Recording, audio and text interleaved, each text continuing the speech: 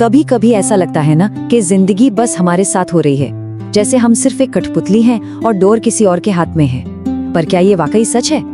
आज हम मानसिकता की उस जबरदस्त ताकत को समझेंगे जो किसी को भी हेल्पलेस महसूस करने की जगह अपनी किस्मत का मालिक बना सकती है। तो असल सवाल यही है, क्या हम अपनी परिस्थितियों के कैदी हैं या अपनी नियति के रचयिता? और देखिए, यही एक सवाल है जो आज हमारी पूरी बातचीत का आधार बनने वाला है। ये जो विक्टिम मेंटालिटी होती है ना, मतलब ये मान लेना कि हमारे हाथ में तो कुछ है ही नहीं, सब किस्मत का खेल है, इसी सोच को आज हम 3 जबरदस्त कहानियों के जरिए चैलेंज करेंगे। ये वो कहानियां हैं जो बताती हैं कि कैसे सिर्फ नजरिए में एक छोटा सा बदलाव भी किसी की पूरी दुनिया बदल सकता है। तो चलिए शुरू करते हैं हमारी पहली कहानी से। ये कहानी है कैरेक्टर के टेस्ट की, मतलब चरित्र की परीक्षा। देखते हैं कि कैसे अचानक हाथ लगी दौलत 2 दोस्तों की सोच और उनकी किस्मत को हमेशा हमेशा के लिए बदल देती है। तो कहानी में 2 दोस्त हैं, रवि और श्याम। अब रवि को भगवान पर पूरा भरोसा था, वो कम में भी खुश रहता था। दूसरी तरफ था श्याम, जिसके लिए पैसा ही सब कुछ था। वो मानता था कि बस पैसा ही सारी मुसीबतों का हल है। और इसी फ्रस्ट्रेशन में वो एक दिन रवि को छोड़कर चला गया। जाते जाते मजाक में उसने एक लॉटरी टिकट रवि के हाथ में थमा दिया। और फिर देखिए किस्मत का खेल, उसी टिकट पर 1 करोड़ का जैकपॉट लग गया। सोचिए, 1 करोड़ रुपए, इतनी बड़ी रकम जो किसी की भी जिंदगी पलट दे। लेकिन रवि के लिए ये सिर्फ पैसा नहीं था, ये उसके कैरेक्टर का, उसके चरित्र का सबसे बड़ा इम्तिहान था। अब देखिए, कोई और होता तो शायद इस पैसे से अपनी जिंदगी संवारता, पर रवि ने कुछ और ही सोचा। उसके जहन में पहला ख्याल अपने दोस्त श्याम का आया। उसने ठान लिया कि ये पैसा उसका है ही नहीं, ये तो श्याम का है और वो उसे ढूंढ कर ही रहेगा। और उसने ऐसा ही किया। महीनों तक वो शहर दर शहर अपने दोस्त को खोजता रहा और आखिरकार उसे श्याम मिल गया, एक छोटी सी दुकान में काम करते हुए। हालात अब भी वैसे थे। रवि ने उसे सीधा गले लगाया और कहा, भाई ये दुकान अब से तेरी है, हम दोनों इसे मिलकर चलाएंगे। और बस यही इस कहानी का पूरा सार छुपा है। पैसा नहीं, बल्कि रवि का जो कैरेक्टर था, उसकी जो ईमानदारी थी, वही उसकी असली दौलत थी और उसी ने दोनों की किस्मत बदल दी। ठीक है, अब चलते हैं अपनी दूसरी कहानी की तरफ। ये कहानी लेन देन के एक बहुत ही सीधे साधे लेकिन जबरदस्त सिद्धांत पर टिकी है। ये कहानी है एक ऐसे इंसान की जो एक भिखारी से एक सफल व्यापारी बन गया। तो हुआ यूं कि एक दिन एक भिखारी ने एक बड़े बिजनेसमैन से भीख मांगी। उस बिजनेसमैन ने उसे पैसे तो नहीं दिए, पर एक सवाल जरूर पूछा। उसने कहा, तुम हमेशा मांगते ही रहते हो, क्या कभी बदले में कुछ देते भी हो? और ये सवाल उस भिखारी के दिल में तीर की तरह जाकर लगा। ये सिर्फ शब्द नहीं थे, ये एक आईना था जिसने उसे अपनी बेबसी का एहसास करा दिया। कहते हैं उस रात उसे नींद नहीं आई।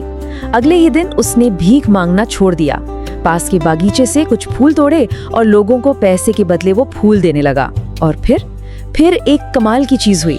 उसने महसूस किया कि लोग उसे अब एक भिखारी के नजर से नहीं, बल्कि एक फूल वाले की तरह देख रहे थे। वो भीख नहीं ले रहा था, वो अपना सामान बेच रहा था। और बस इसी एक एहसास ने सब कुछ बदल कर रख दिया। उसने अपनी कमाई को वापस काम में लगाया और फूल खरीदे, और देखते ही देखते वो शहर का सबसे बड़ा फूल व्यापारी बन गया। कई साल बाद वही बिजनेसमैन उससे फिर मिला और बोला, मैं तुम्हें पहचानने वाला था, पर फिर सोचा एक भिखारी इतने बड़े कारोबार का मालिक भला कैसे हो सकता है। इस पर उस आदमी ने मुस्कुराकर जवाब दिया, जिस दिन आपने मुझे देने का मतलब समझाया था, मैं उसी दिन भिखारी नहीं रहा, मैं तो उसी दिन एक व्यापारी बन गया था। तो देखिए सबक कितना साफ है। जब तक वो सिर्फ ले रहा था, वो भिखारी था। जिस पल उसने दुनिया को कुछ वैल्यू देना शुरू किया, उसकी अपनी कीमत, उसकी पहचान, सब कुछ बदल गया। अपनी जिम्मेदारी खुद लेने का मतलब असल में यही होता है। चलिए अब आते हैं हमारी तीसरी और आखिरी कहानी पर। और ये कोई मनगढ़ंत कहानी नहीं है, बल्कि एक जीते जागते असल इंसान की कहानी है। ये कहानी है जबरदस्त इच्छा शक्ति की, विल पावर की, और उस इंसान का नाम है डेविड गॉगिन्स। एक जमाना था जब डेविड गॉगिन्स का वजन 136 किलो हुआ करता था और वो कीड़े मकोड़े मारने का काम करते थे। लेकिन उनके अंदर एक आग थी, नेवी सील बनने की। और इस एक जिद के लिए उन्होंने सिर्फ 3 महीने के अंदर 61 किलो वजन कम कर डाला। सोचिए, ये सिर्फ वजन घटाना नहीं था, ये अपनी हदों को तोड़ने की पहली लड़ाई थी। इस आदमी की डिक्शनरी में इम्पॉसिबल जैसा कोई शब्द है ही नहीं। एक बार तो उन्होंने 17 घंटे में 4030 पुलअप्स करके वर्ल्ड रिकॉर्ड बना दिया।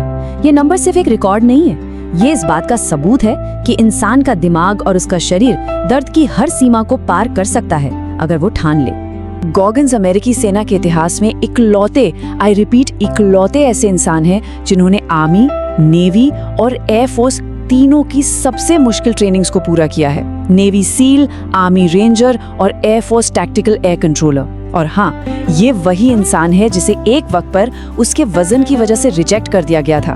तो सवाल उठता है, ये सब हुआ कैसे?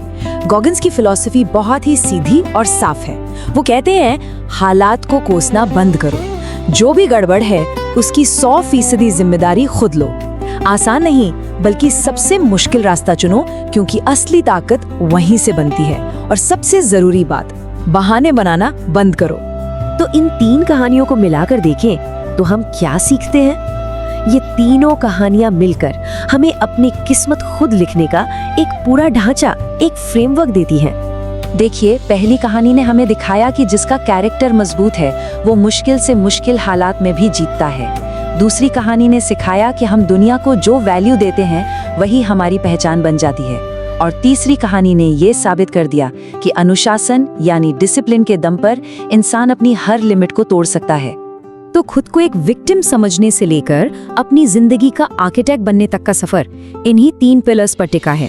इंटेग्रिटी यानी सत्यनिष्ठा, रेसिप्रोसिटी यानी लेन देन का सिद्धांत और अटूट डिसिप्लिन।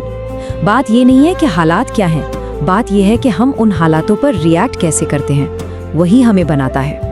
तो आखिर में सवाल ये नहीं है कि जिंदगी में मुश्किलें आएंगी या नहीं, क्योंकि वो तो आएंगी ही। असली सवाल ये है कि उन मुश्किलों का सामना करके हम अपनी कहानी को क्या शक्ल देना चुनते हैं।